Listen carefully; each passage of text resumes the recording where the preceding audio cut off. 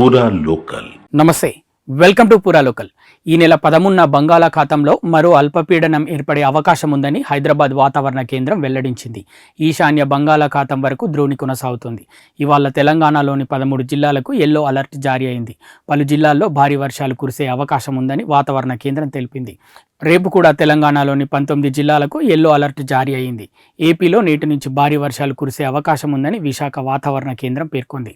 ఇవాల్టి నుంచి శుక్రవారం వరకు పలు ప్రాంతాల్లో భారీ వర్షాలు కురిసే అవకాశం ఉందని వెల్లడించింది.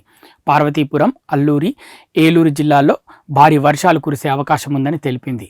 కాగా హైదరాబాద్ని మరోసారి భారీ వర్షం ముంచెత్తింది. నిన్న రాత్రి 8:30 గంటల నుంచి సుమారు 2 గంటల పాటు ఏకధాటిగా ఉరుములు, మెరుపులతో కూడిన వర్షం దంచికొట్టింది.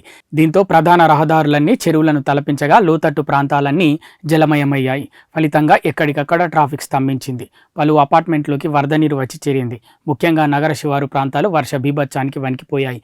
రాత్రి 11 గంటల వరకు నగర శివారులోని రంగారెడ్డి జిల్లా అబ్దుల్లాపూర్మేట్ మండలం తుర్రూరు గ్రామ పంచాయతీ పరిధిలో అత్యధికంగా 13.5 సెంటీమీటర్ల వర్షం కురిసింది.